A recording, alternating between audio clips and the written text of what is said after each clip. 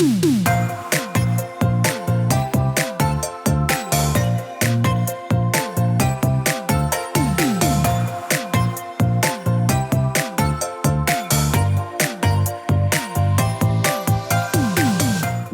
to the Plant Based Podcast.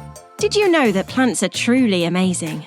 Not only can you grow them and eat them, you can also wear them, drink them, nourish your skin with them, and so much more.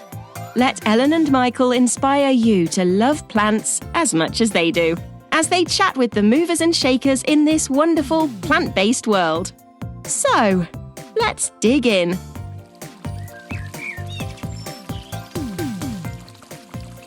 The tranquil, soothing, natural sound of flowing water.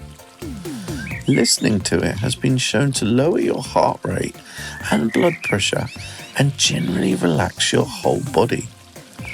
Combining the magical sound of cascading water with the beauty of plants, Hydria Life will now enable you to use those same health and well-being effects at home or in the garden. Get 10% off their rechargeable Hydria fountain at hydrialife.com. All you need to do is quote the code PLANT24 when ordering.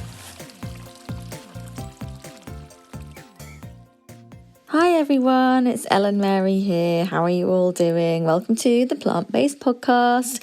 Michael is off in Holland and he's been to Italy looking at all the flower trials, and if you haven't or you're not following his Instagram, you absolutely must, because there's some really amazing plants, new plants on there that will blow your socks off. There's some really stunning lilies, all kinds of different colours and shapes, and just really cool breeding. So go and take a look at Mr._Plant Geek. Now, while he is over there, I am here in the UK and I'm heading off to BBC Gardeners World Live. In fact, by the time you listen to this episode, I will have probably just about finished my time hosting the Houseplant Hub there from Thursday to Sunday. So I'm there hosting some amazing expert guests so we can answer as many of your houseplant questions as we possibly can, including Kim Stoddart, who is the editor of Amateur Gardening magazine, Francis Tophill, of course, who's BBC Gardeners World presenter, Joe Bagley from UK Houseplants. I mean, he just knows tons of stuff about plants. And the stage is designed this year by Mint Plants as well. So I'm really excited to see it. Take a look on my Instagram at Ellen Mary Gardening, because there'll be loads of photographs on there ready for you to see as well. Now, because it is BBC Gardeners World Live, and because so many of you will be going, and those of you who can't go and maybe want to have a little peek at some of the photographs and what's going on, and actually there's some amazing people from the gardening community at BBC Gardeners World designing like borders and gardens. It's just going to be such an awesome show. So we thought for this episode we would re-release the chat that we had with Arit Anderson, who is of course a BBC Gardeners World presenter. And she was talking about the well-being benefits of gardening, but it is such a lovely chat. And the other reason, not just because it's BBC Gardeners World on at the moment, and that Arit is obviously a presenter for BBC Gardeners World, but also because the weather's been a bit rubbish, hasn't it? So it can feel not quite so joyful getting outside in the garden. So we thought re-releasing this episode will kind of give you that little boost to get outside no matter what the weather and enjoy it as much as possible. So here we are chatting with Arit Anderson. We hope you enjoy it, and we'll catch you next week. So our guest on today's episode is an award-winning garden designer and a TV presenter. Arit Anderson has many wonderful gardens to shout about, including the RHS Garden of Hope at Chelsea Flower Show and a gold medal from the RHS Hampton Court Garden Festival as well. Arit is here sharing her passion for plants and the benefits of gardening. Plus, maybe we'll be able to get some gossip from behind the scenes of BBC Garden as well, because we do like a little bit of gossip. So welcome, Arit, to the podcast. Oh, thank you both for having me. It's an absolute pleasure. Absolute pleasure. Morning. Well, thank you for joining us on actual Jubilee Day as well. But of course, this is the life of a freelancer. Obviously, you're there waiting to have a gorgeous Jubilee breakfast. I'm in Barcelona at the moment. Ellen's in Norwich too. So, yeah, we're all a bit everywhere. But we know, of course, you've been super busy because you were at Malvern, same time as us. You were at Chelsea. All of these different flower shows, you must have a really busy schedule, obviously the TV as well. But we want to kick it off just asking about your garden at home. Have you had any time in there? And will you get some time there this weekend? Well, very interesting question. And unfortunately, I can't paint a beautiful picture for the lovely listeners because we're actually having works done in the garden. So the breakfast break was where my partner, we're in the exciting stage of digging out some levels. Mm-hmm. So we will be in the garden, but not unfortunately playing around with the floriferous. We've got to get a little bit for the hardscaping. But no, it's all good. And so maybe if I come back another time, I can then talk more romantically about the romantic part of gardening. We're getting the bones in at the minute. Have you got a time scale for it to be done? Well, it's like any good plan, isn't it? Best laid plans. We've got a small garden, and when I first moved into the house, what was that, over 10 years ago now, it was literally a little plot of grass and 2 skinny borders. And then as I'm sure so many of us we nibble at the grass until the borders become bigger than the grass area. And also as well how ridiculous time flies. I can remember seeing some of those small plants that I put in. I remember Ceanothus. I must have moved it about 3 times, not knowing quite where to put it. That's brilliant. when it was about 2 litres, and now it's kind of towering over me. And you kind of blink and you think, wow, it's amazing how the maturity of the garden comes. But as a result of that, and obviously over the years, with career and trying to kind of have a day job and all of those things, the garden's gone through fluxes of lots of attention and no attention and being allowed to bound and get on with itself. So we are just in the midst of saying, right, okay, you're 10 years old, and we're giving you a facelift. Okay. So we're just doing a little bit of work just to try to kind of accommodate the space. That's exciting though, isn't it? I know it seems like it's not the most exciting thing when you're doing kind of all the digging and hard landscaping stuff, but it's still an exciting process, isn't it? Oh, it is, because I think also as well, Ellen, we have our gardens and we're very proud of them, aren't we, if we're lucky enough to have them. And I remember, because as many people know, I came into the career completely novice. I didn't have a history of gardening behind me. So I when I first put plants in, the first few, I'd ring my sister, who is a gardener, and say, it doesn't look right. That plant doesn't look right, doesn't feel right. And she'd say, well, move it. And I'd be like, what? Mm-hmm. But I've chosen where it goes, And I think that this goes back, sort of roll forward 10 years now. I've just had to say my goodbyes to a lovely Daphne Adora that I had, because, of course, guess what? In 10 years, it reached maturity. And 10 years ago, when I put the garden in, it was kind of, it served its place. But because we're now shifting things around in a small garden, I have a small garden. The main body of the garden is about 10 by 4.5 now. And we've just taken up a little bit of space for a small work studio for me at the bottom. So in this instance, it really has been a case of every space counts. And I've had to sort of take some choices on things and go, I'm really sorry, Mr. Daphne, because you've been amazing. But now I've got to reshift the garden a bit, because there's 3 more people that live in the house than when I first lived there. So we need a bit more space. And I think that's the thing with gardening. It helps us to manage change. Helps us to manage change. It's really realistic to do that as well. And a lot of people do think once you plant it, it's going to stay there forever. And if you've ever seen pictures of my garden, I've planted far too much.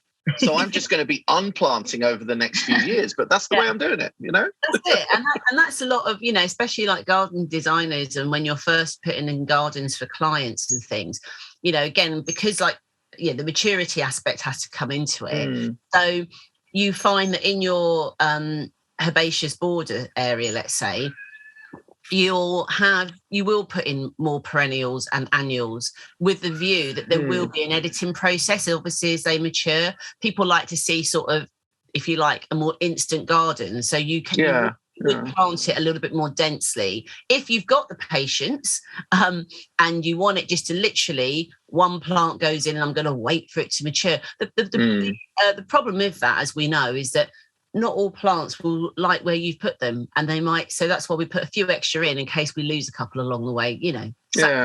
A few will disappear. It's like fun just to play with it, isn't it? And I also think a small space, like you were just saying how small your garden is, I think that's exciting. It gives you opportunity, like you think about the vertical space much more. And I don't know, with a small space, I find that you can be a bit more creative actually, because there are plants that you really want to grow, and you want them in your garden no matter what. So you kind of have to get a bit creative about how you design a small space, to really maximize the use.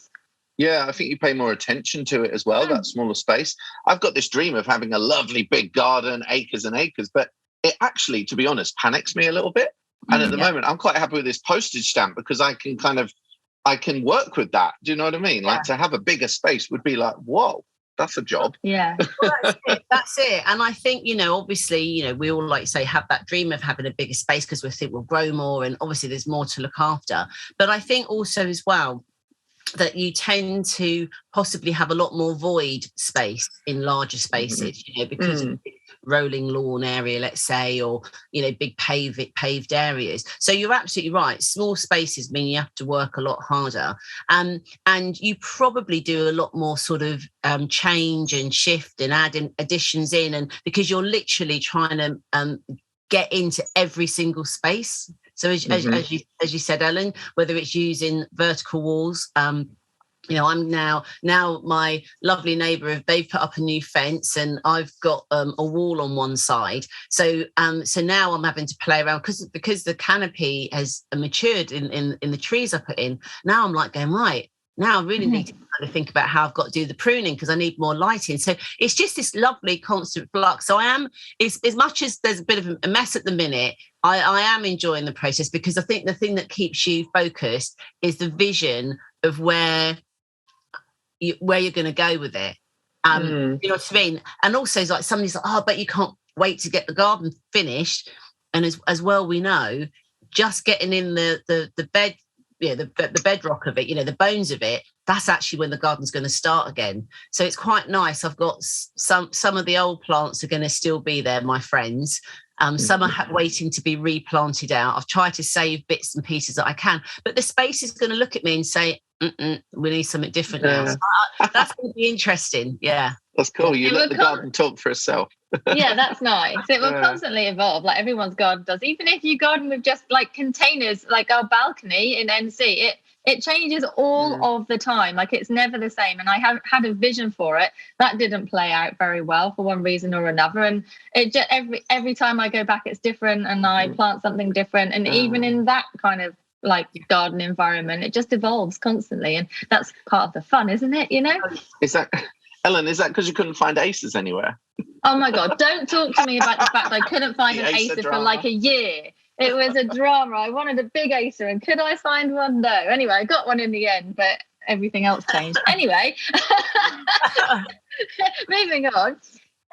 Arit, just for our listeners, it would be really good to know where your garden journey actually began, because you haven't always been a gardener, but now you are an award-winning garden designer. So how did your journey into gardening all start? Well, it started, it kind of sounds a bit ironically with a garden, as in the fact that I moved, as I said, into this property that I've been talking about. And I'd come from being in a flat.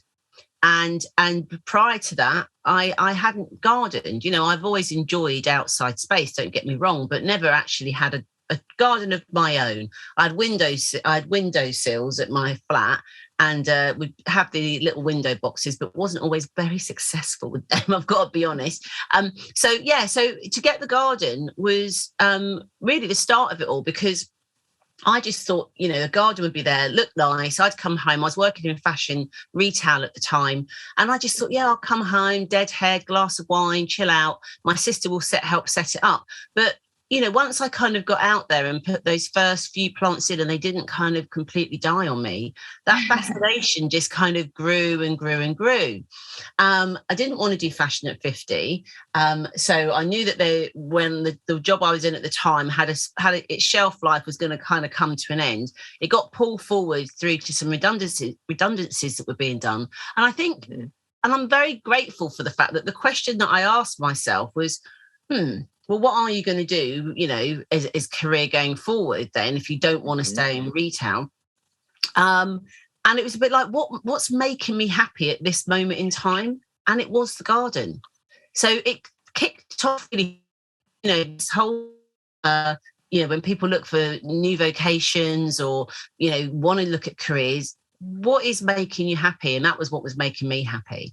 So in true Virgo style that I am, I'm an earth monkey. If you look at me on Chinese horoscope, and earth is like I'm Virgo, which is an earth sign, and then also like an earth monkey, which is incredibly inquisitive and a little bit mischievous actually as well.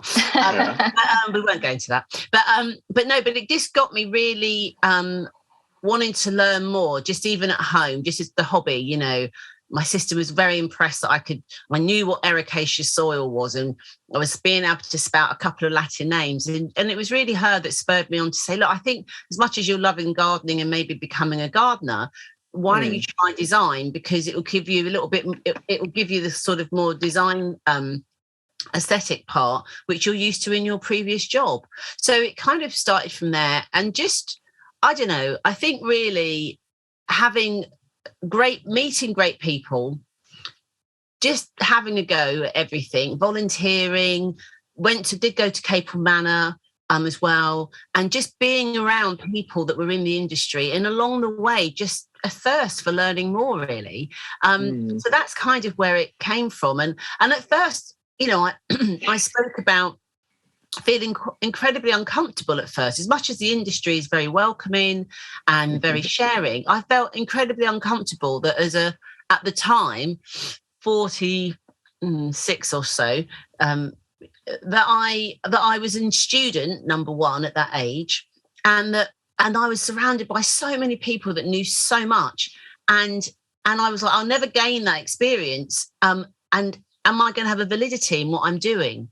So yeah, that was it really. It was just being kind of spurred on. Sometimes I'm that sort of person that throws a stone, runs to catch up with it, then throws it again, and keep going, keep going again. That's so cool though. And a lovely way to describe it as well. Yeah. Wow. So tell us a bit about your work now, because of course we see you on Gardener's World.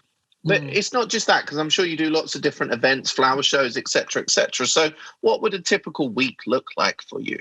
Yeah, that's a good question, Michael. What does a week look like? I mean, I think people sort of see you on telly, and as you said, they think you're just on telly all the time. And really realise that actually I'm not on that much. It'd be nice to do more TV. So it's a classic portfolio, if you like, of work, but luckily now I've managed to put it all within gardening, because while I was transitioning from my previous work into this, I was still doing retail consultancy and trying to garden and trying to learn, and was, and even now I do a slither every now and then. I get asked to go back and do something from retail. But yeah, like a typical week, to say, what have we got? We were just looking at the diary last night, actually yesterday. So and that typical week stroke month really, because it will flex, could be some filming with Gardener's World, as this is obviously the season where we're out and about a lot. Your week would include traveling to the shoot, so it's not just, you don't just arrive. Take that into account. It could be also doing some writing for a magazine. So I'm very, very proud to be on the front cover of June edition Gardener's World magazine. I saw this. Very good. Cover girl, gosh, that's amazing. So yeah, it includes doing some writing, also as well. As you said, the shows. So it's show season at the moment. So we've just done Malvern, which was great to see you guys there, and we've had Chelsea, and coming up will be so Hampton Court. So this year I won't film on Hampton Court, but I'll be doing talks there. Yes, and so what was I saying? So writing and also sort of garden design as well for clients, and also I do some sort of charity work as well, in terms of the fact that I'm a trustee of the National Garden Scheme. So I was meeting beneficiaries this week, people that that receive the money from the NGS, and having some really interesting meetings with them as well. And I'm also a co-founder and director of the Sustainable Landscape Foundation, which we are in the process of doing some research on, and hopefully we'll be launching that in the sort of coming year or so.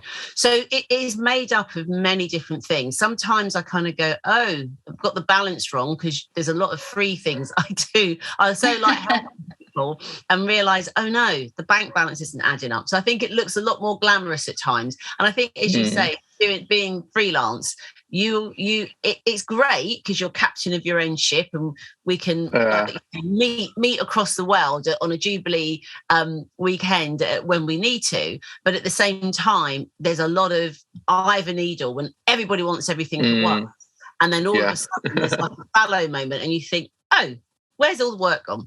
So yeah, that typical thing. It's a really funny thing that you should say that, Michael, because I remember coming into each year going, this year, everything's going to become a lot more consolidated. I'm going to know exactly what I'm doing. And each year is completely different. I know. Arit, this is my life. This sounds like my life, literally. And also with freelancing, there's no off button either, is there? You're kind of always available, as it were, because of course the opportunities are kind of floating around everywhere all the time. No, definitely. I think the thing is that, this is why I'm so glad to be in the world of gardening, if you like, because that garden, whichever it's yours or someone that you're visiting, is always about change. The garden changes. Even if you didn't replant anything, you've got to go through the seasons, you've got to have different birds and mammals munching through it or whatever. So I think that has helped a lot. I don't know about you guys, even with the chaos that's going on in the garden at the minute, I still open that door every day and see what's changed. And I really like that. And I think, as freelancers, that's what you've got to be pretty robust and dig deep. I quite agree. You do. And you just have to be so reactive and proactive all at the same time. And I think when you work freelance, you always tend to say yes. You say yes more than if you worked for an employer. Do you know I love saying yes to stuff I can't do. Yeah, I say that all of the time. And, you were saying about the stone. You were saying about the stone. You throw the stone, then you chase after it. That's a bit what it's like. It's like, I'm going to go and do that. I'm going to go, and then you're like, oh my gosh, I just said yes to something, and I don't really know if I can do it or not. But I'm going to go and do it. Oh yeah, definitely. And that is part of the joy. But you definitely, I'm sure you guys experience it when, like I said, I call it the eye of the needle, where you will literally be kind of waking up that day thinking, I actually don't know how I'm going to get all of these things done, because like you guys, I'm work on my own. I do have my lovely dear friend who works about a day a week with me, helping with the administration, but other than that, I'm pretty much on my own. So any extra help you need, is phone a friend if you can, you have to get extra help that way, but most times you're on your own. So, and of course you always, like you say, you always say yes. And even I said no to the RHS about doing the show garden, and there it is, done, delivered, and sent. And even when you first say no, people go, I'll take that as a yes then. Yeah, exactly. When you're a freelancer, no also means yes. Basically, everything's a yes, no matter what you do or what you say. To us, isn't it? But let's talk about getting a balance then, because if you're saying yes all the time and you're super busy, something that you are really passionate about is spreading the well-being benefits of gardening. And I know we talked a lot about this at Malvern. So why are you so passionate about the well-being benefits of gardening? And how do you spread that message? Yeah, I am really passionate about it. And I think, again, it's something that's kind of probably always been within my sort of psyche, if you like, anyway. So one of my many different roles that I did prior to coming into horticulture and design, I used to be an holistic therapist, part-time. So I've always had an awareness of well-being and, been interested in it as well, and enjoy helping other people to find a better place, as it were, find a better place within themselves. And so what's been brilliant is coming into gardening and my own experience, obviously, but seeing it beginning more and more now to see how it's helping people. The advocation of it is just something that I just can't help, really. I think that at the moment, a lot of people, there's a lot of people that go, oh yeah, we always know that gardening's been good for you, digging and physicality and all of that sort of part of it, but there's more to it now. And obviously our world is completely different to, let's say, was it your uncle, Ellen, that you gardened with a lot? Yeah, and that was 20, 30 years ago, even 40 years ago. I'm big. 40 years ago, my darling. Well, I'll take it. 2030 sounds good. Take 2030. Take 2030. And I can imagine that when you was doing that gardening then as a child with your uncle, you didn't sit and think about why it's good for me, what it's doing to my heart and for my stress levels and my mental well-being. You just did it. Whereas now the world that we live in now has been analysed a lot more, and it's much more digitally, there you go, driven. I can't get my words around that.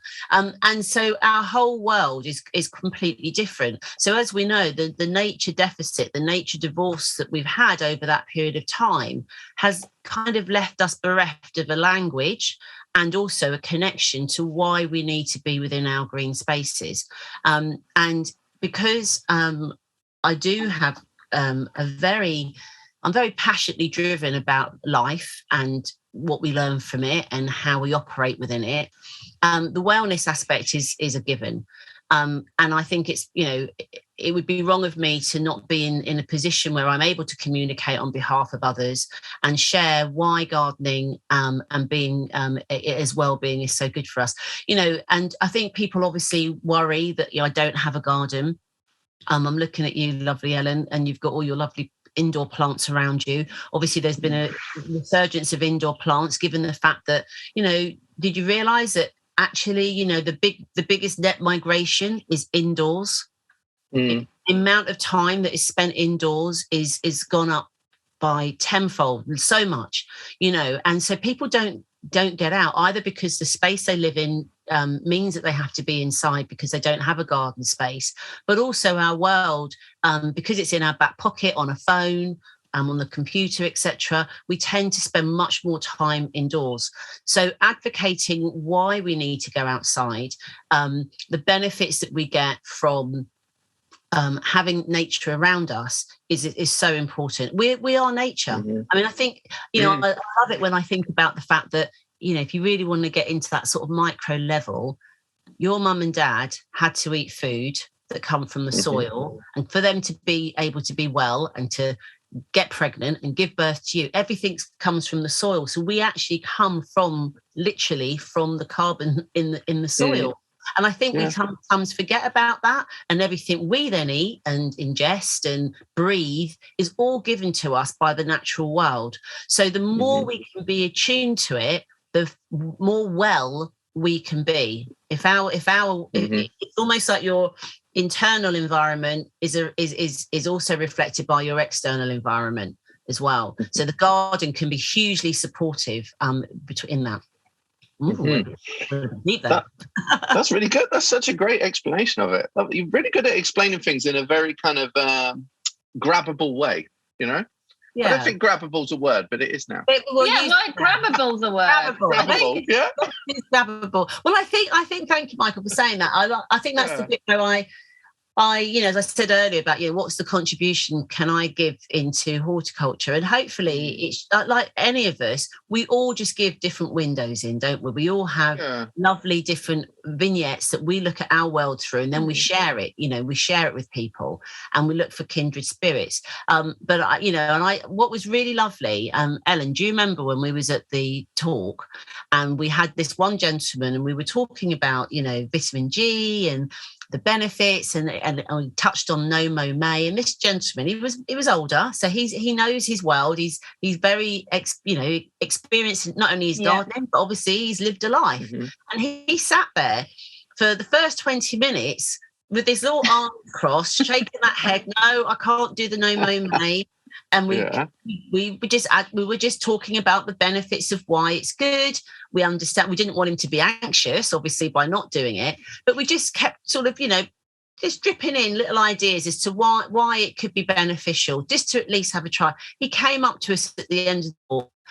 I hadn't thought of it like that. I'm going to give it a go. I'm just going to give it a go, and that's what we said. And if that's all you got to do, give it a go. And so, and I really so cool. It was so cool. It was so nice. So I think that's was so nice. It was lovely. It was lovely to watch his whole persona kind of change when he was sitting there, because Michael and I have often spoke about this before. When you're giving a talk, you do kind of catch on to what people are doing at the time. If they've got their arms folded, if they look a bit grumpy, if they look like they're falling asleep. And it is very often the ones that had you kind of glanced at and thought, oh, they're not enjoying this very much. It's often those ones who end up kind of turning it all around by the end and coming and chatting with you at the end. You're right. So you're right. Being in that position to be able to give those kind of little drips of information, grabbable information, in the role that you do is like it's really amazing, isn't it, to be able to do that and help change people's perspectives a little. Well, I think that's why, the advent of obviously the podcast, etc. And, it's enabled so many people, especially like yourselves. As you know, I just done my first podcast series earlier this year. And the fact that you're then able to give that, let's use that lovely term, that grabbable information to people, because we all take information in completely differently, and to be able to give the world of gardening to people in a way that isn't too sciencey, isn't so that you feel overwhelmed because I don't have that experience yet. The fact that between the three of us, even sitting here now, we've got completely different experiences. So it's important that the three of us would still be talking, because there'll be hopefully somebody out there that relates to each and every one of us. And that's what I love about, the gardening world. Where it overwhelmed me at first. Oh my God, Ellen and Michael know so much more than me. Now I'm able to sit and between you and hopefully give you a different grabbable piece of information. Oh God, everyone knows different things, and nobody out there knows everything at all. And I know very little really in the scheme of things. I'm sure of it. I'm just thinking, I think we'd look good as a new pop band, don't you think? Just talking about plants, kind of sharing that love. We can actually kind of get this. I don't know about getting the songs though. I don't know. Maybe we'll let the plants do the singing. Like of all the harmonic plants. That's great. Yeah, we should do the one where the plants are making the music, like they had at Chelsea. That'd be really cool.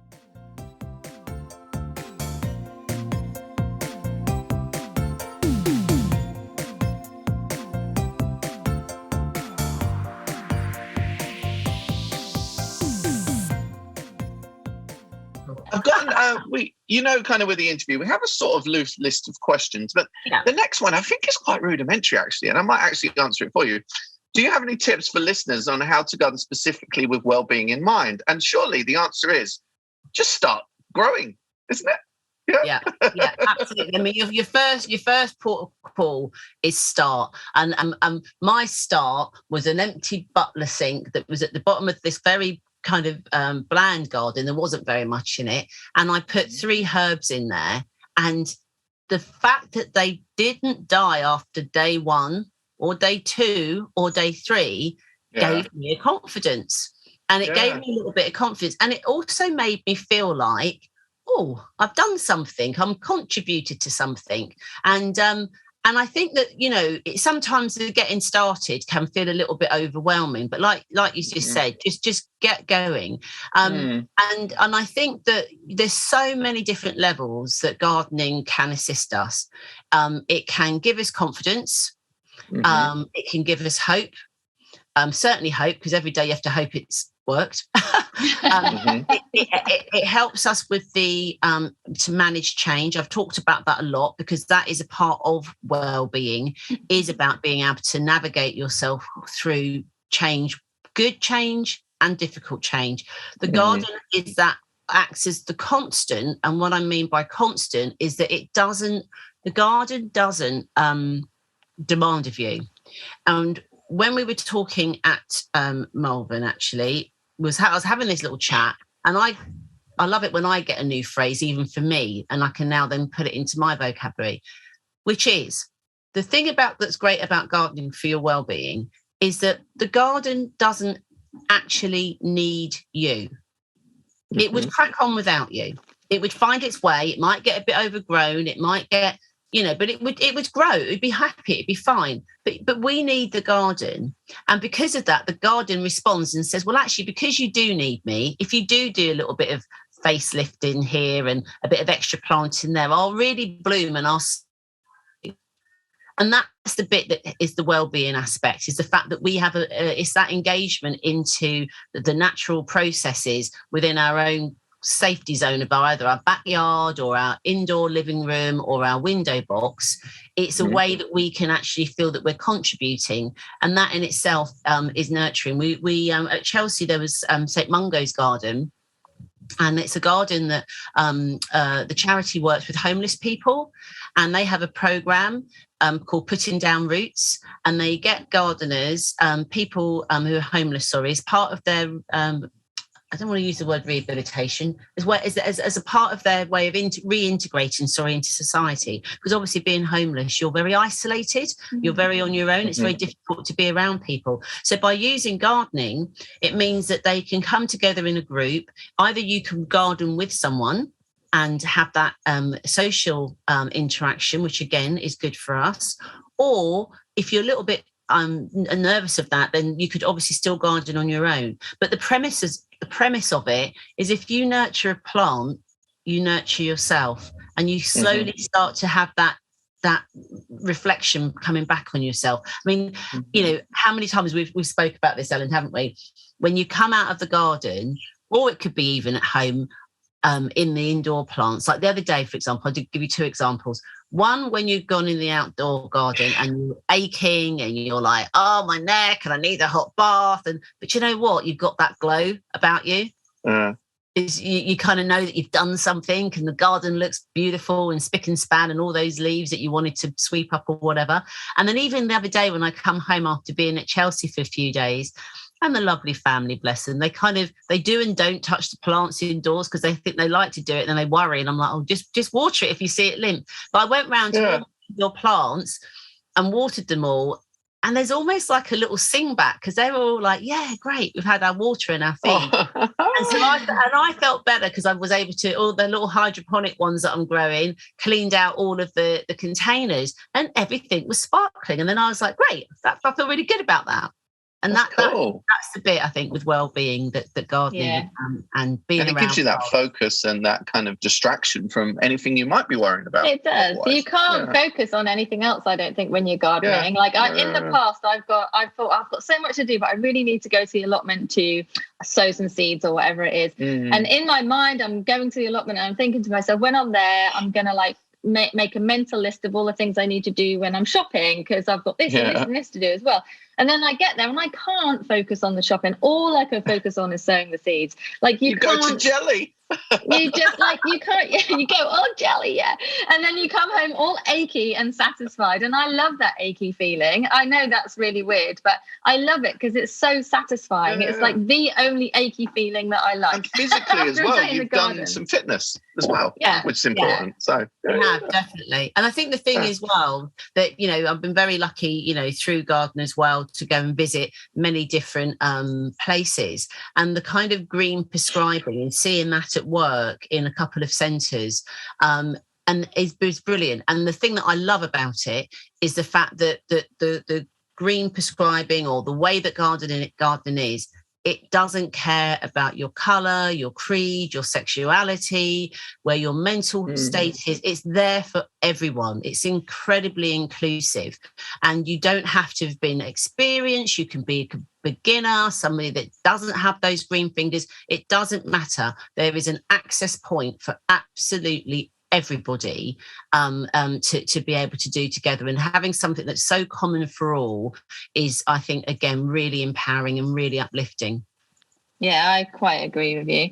That's a lovely feel-good chat, wasn't it? I can't wait to go down a little bit later today now. You know, we've talked through your journey and how passionate you are about well-being and all of that, which is absolutely amazing. But we'd love to know what's coming up next for you. Do you have any projects planned for the future? Not least your own garden work, but anything, you know, any garden designs perhaps in the future coming up? Yes, what have we got? So we've got the community garden up in Cambridgeshire to finish. That was the they were the winner of England for the RHS Community Garden Award.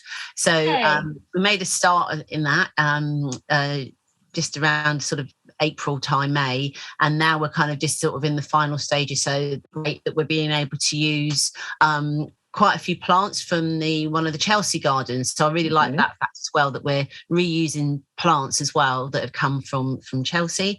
So that's nice. On the cards. I think it's not a secret, and I hope it's not a secret, and I'm allowed to say this, but I have just been told that I've been recommissioned to do a second series of the Growing Green podcast that Gardeners World magazine. If it's a secret, if it's a secret, keep it quiet. If it's not, don't tell anyone. But that'd be fine. So that's really great as well. I've got some symposiums actually that I'm very honoured to be hosting for some industry events, which is going to be talking around sustainability and moving that bigger picture forward. So that's kind of the really great part. And then you know, I have a couple of private garden designs that hopefully just waiting to see if they're going to come into fruition as well. So, and then there's obviously being at Hampton Court, as I mentioned earlier. I'll also be at Tatton filming that for the show, and and Gardeners World Live as well. So if anybody of course, gets to Gardeners World Live, that's coming up sort of next. So this month is pretty busy, and then but within that, just one thing I was going to sort of say. About, you know, as we sort of said about, you know, trying to get breaks when you're self-employed can be quite tricky because you've got to always sort of be available. But one thing that I will be doing with some friends actually is what I call a Walladay. It's my working holiday. Holiday. So that's what I always have. Exactly. I think we're on a permanent holiday where you know, again, because we're all trying to learn all the time and connecting with people. So that's just taking some time out to go and visit some nurseries. We're going to go and visit. We're going to go and speak to a really interesting guy, see his garden down in Glastonbury, just outside Glastonbury, and going and talking to lots of different people, because again, you know, that's really important because it helps you to understand new ideas that are out there, new ways of thinking, meeting up with other head gardeners and seeing how they're getting on. So I think that sometimes in between the grind of the actual lovely paying bit that we all need, I do try to fill it when there's a little gap with some slithers of just going to talk to those lovely people that help growers who are an amazing people. Oh, and that's the other thing that we're going to be doing as well. It isn't a public event, I'm afraid, but we're going to myself and Beth Chatto Gardens are going to be hosting an event for peat-free suppliers, peat-free growing nurseries, and we want to have a little informal chat with them and just see how we can make sure that they get much more access to the public, and that more people out there know that there are nurseries that grow specifically peat-free, and how we can support them because they're doing a great job. So yeah, that going back to your question, Michael, about a typical week or a month. Yeah. Mega, I love it. There isn't a typical week or month, is there? It's just all different. It sounds all good. I love the holidays as well because, sorry, we could talk to you all day actually, Arit, but I know we need to wrap up soon. But you had a really nice trip to the Netherlands with Carrion about a month ago or so. And I love to see that because, again, that is getting out there, talking to the people, seeing what's happening in the trade that, we know how it is. When you're out filming, you never get a chance to even look around the place that you're filming in sometimes. So yeah, it was so nice to see that and follow your trip then as well. Oh, thank you. Yeah, that was really good. Again, this is this whole thing about being the explorative and being inquisitive. So I'd love to have been in the Victorian times when the height of plant hunting and traveling around the world with my lovely Louis Vuitton travel case. That unfortunately or my Wardian box, etc. But on this particular trip, when I went out with Corinne and Andre, was about exactly that, Michael, just going to speak to other growers, how they operate. And also as well, without going into the whole thing, we're no longer within Europe, etc. But as the horticultural industry, maybe listeners don't stop to think all the time about that our love of plants, literally comes from around the world.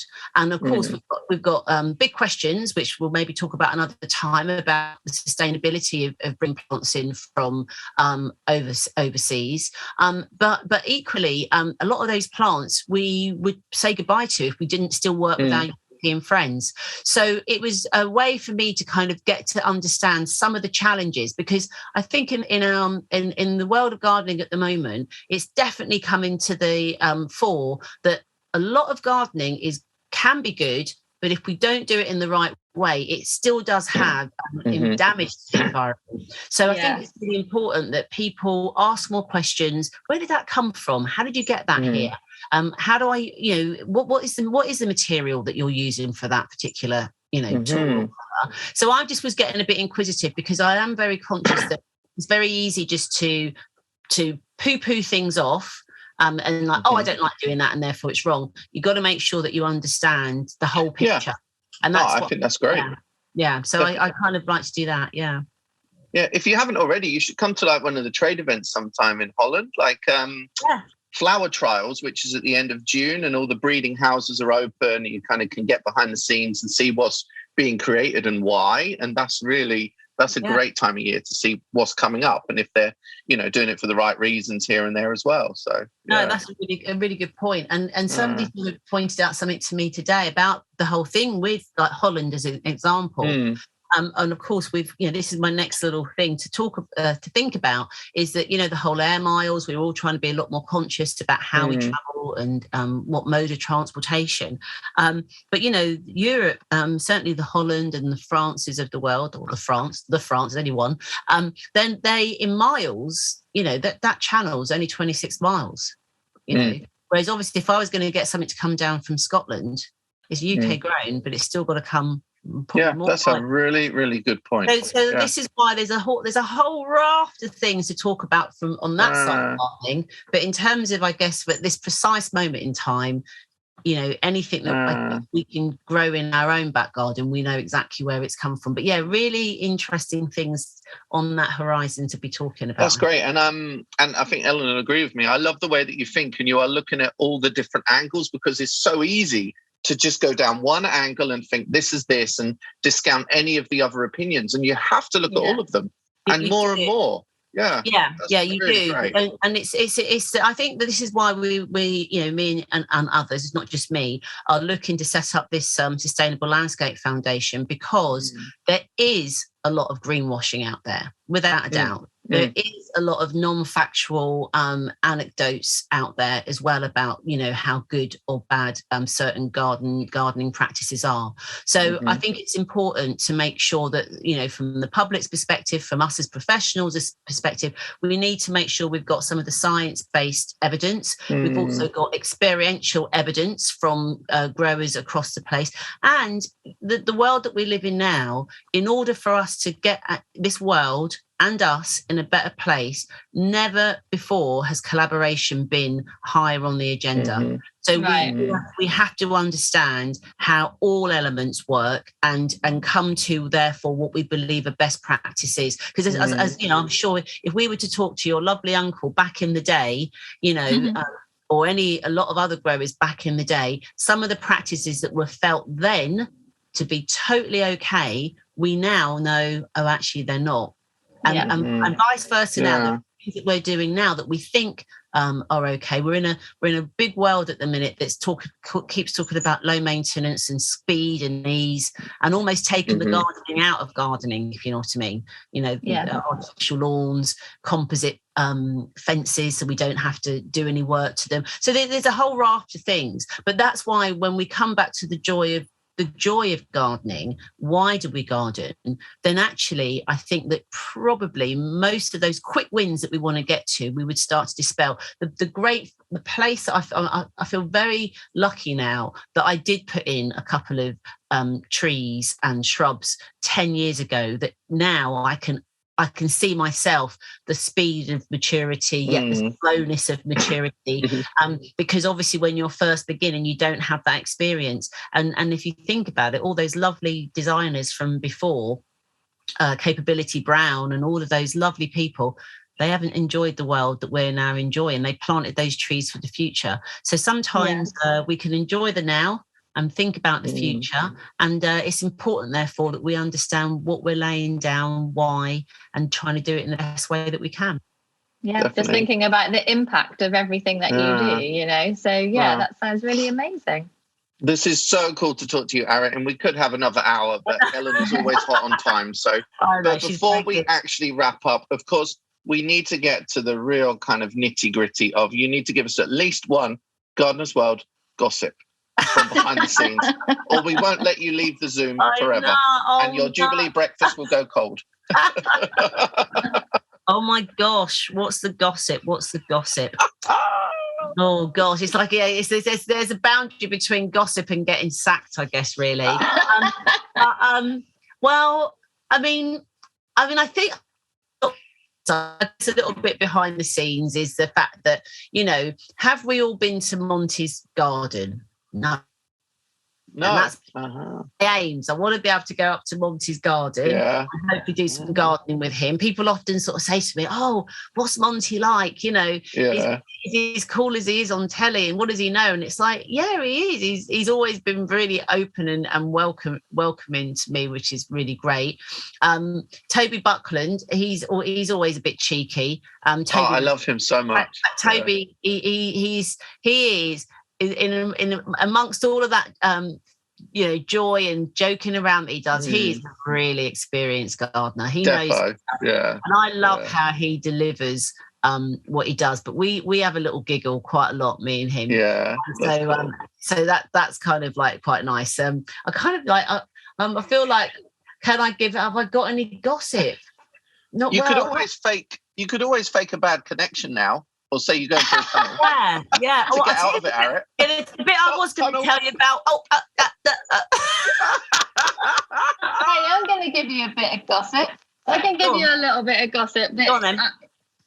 Carol Klein is quite possibly the most... She's so knowledgeable. It's incredible, but she is always late.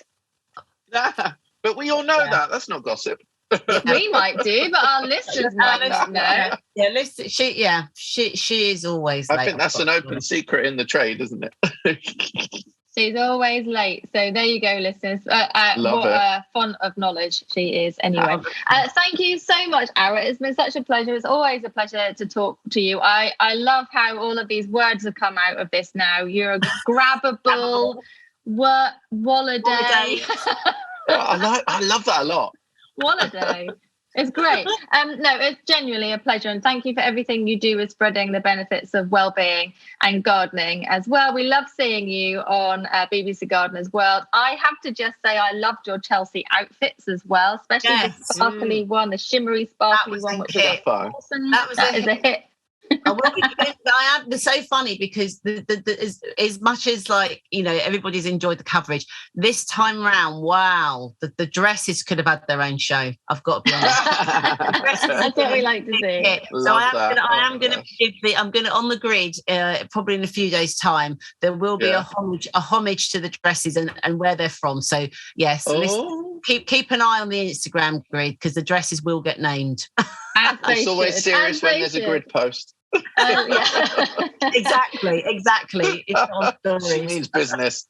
She means business. Yeah. Thank you so much, Arit. Much appreciated. We will let you get on with your Jubilee weekend. I hope your breakfast hasn't gone cold. It's been a pleasure. Thank you so much. Cool. Thanks See you so later, much. darling. Thank I'll get back to my walladay. Bye. Lots of love. Bye. The tranquil, soothing, natural sound of flowing water. Listening to it has been shown to lower your heart rate and blood pressure and gently relax your whole body.